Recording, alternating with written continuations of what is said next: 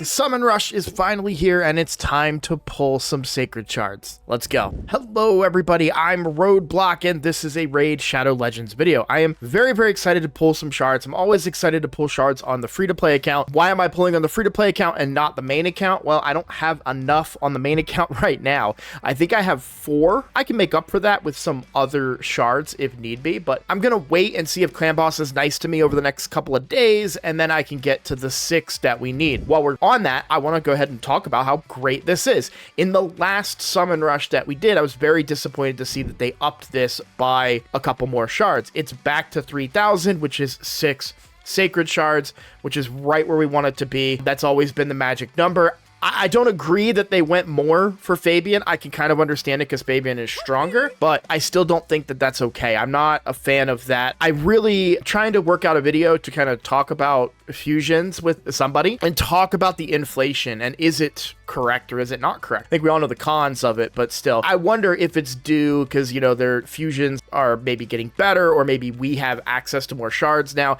I don't know. It's a topic that we're going to discuss in the future, but at this point, I'm not a fan of it at all. So I'm glad to see it's back down to 3,000. So we're going to pull 6 sacred shards. Stop right there. Click the link in the description right now to get a free legendary Elenaril and 3 free amazing epics as you level up. Here are the exact steps that you need to follow. Step 1, log out of Plarium Play on PC and uninstall. Step 2, click the link in the description and register with a brand new email. Step 3, launch Raid and complete the tutorial. Step 4, go to your inbox and claim your first champ. Here we go. You'll find Elenaril here, as well as Uugo at level 10, Tagoar at level 20, and Rector Drath at 30. Don't forget to use the promo code Supreme6 to get yourself the awesome Supreme Galek. This is an amazing account start in Raid. So click on my link right now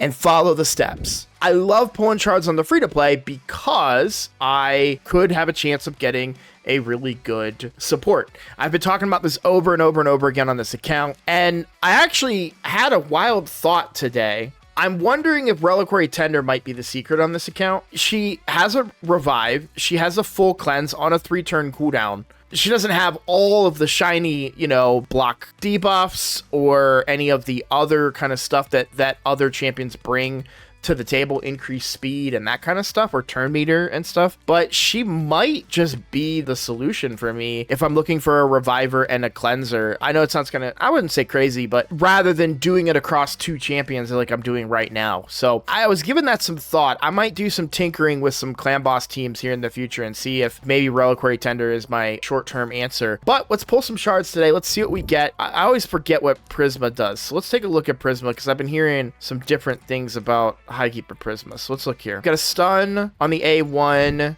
moves all buffs, ally with the highest crit damage team up and join the attack. They use their default skill and ignore 35% of the target's defense. Interesting. Instant turn effect on the ally if they get a kill. Okay, I actually am very interested in this. And then a revive with increased attack and perfect veil. Remove any block debuffs from each enemy and replace them with block buffs. Oh, interesting. Okay. 40% chance to remove any buffs positively affecting stats and replace them with their mirrored equivalent, such as, yeah, okay.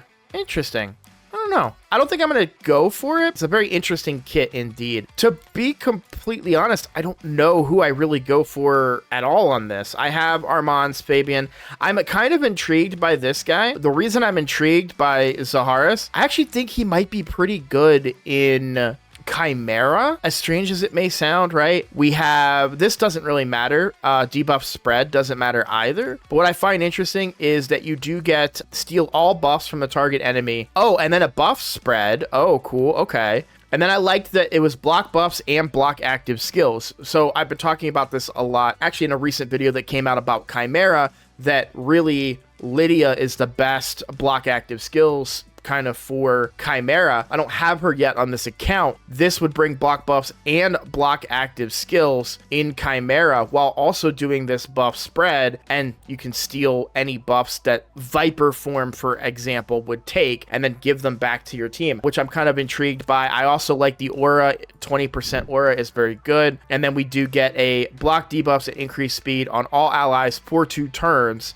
this isn't bad. There's no revive in the kit, but I do like the kit quite a bit. And then increase accuracy on all allies for 3 turns. Okay. At the start of the round. Okay. And then whenever a debuff on an enemy is removed, expires, or has its duration decreased, fills this champion's turn meter by 5%. I don't know. I was kind of intrigued by it. I thought it looked interesting. Not quite the level of support that I'm looking for, but it did look interesting. However, this account doesn't have Padrig, and I will never say no to Padrig. I love Padrig. Great champion. We could look at his kit, and that'll be the last of it, and then we'll start pulling shards. Increased speed and turn meter. Gives the buff required for whatever type they are, so increase attack to attack based, defense to defense based, accuracy for supports, and a big old shield for HP. Ally attack books down to a 4 turn. Will also restore destroyed HP, which is great in Hydra.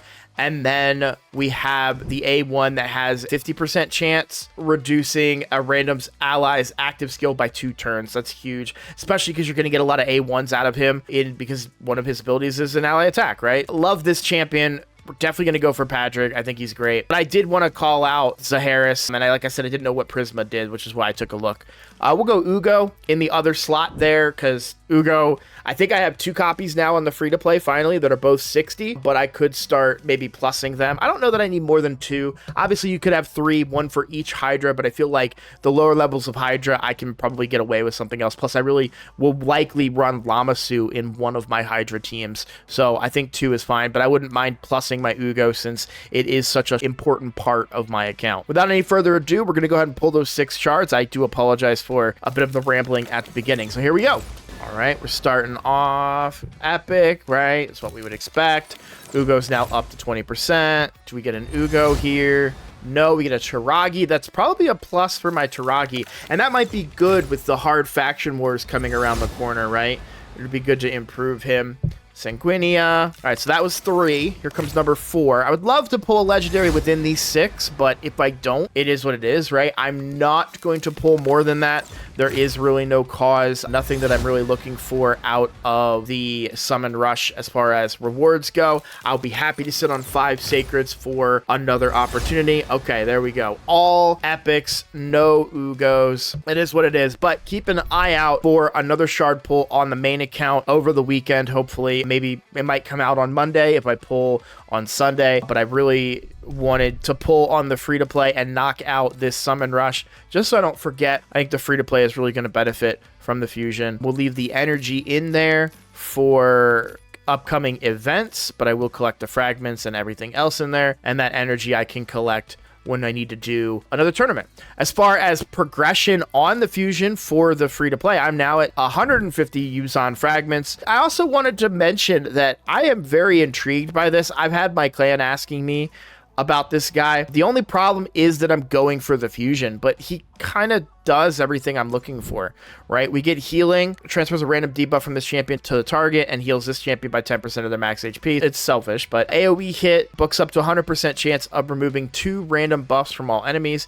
Heals this champion by 10% of their max HP for each buff. Oh, that's right, the passive. So heals himself, but I think he heals everybody with it. And then here we have a mini cleanse, right? It's only 1 random debuff from all allies, then heals them by 20% of this champion's max HP and places a block debuffs on all allies for 2 turns. And then whenever this champion heals themselves using a skill, also heals all allies by 20% of any surplus heal. Good healer, I think. I actually think this is a really, really good kit. I think this is one of those champions kind of like Uugo and Tagoar, and really those are the ones that come to mind that are in a lot of link codes right now because they are very good early game champions. They can really carry an account. I think if you were to pull this guy very early, you get that mini cleanse with the healing. This is going to solve a lot of the early game problems that you might run into. I like this champion. I think it's a good epic. What I'd like to see out of an epic more so than just kind of a throwaway champion that you're just doing for a fusion. I have been asked would I want a copy of that champion to solve my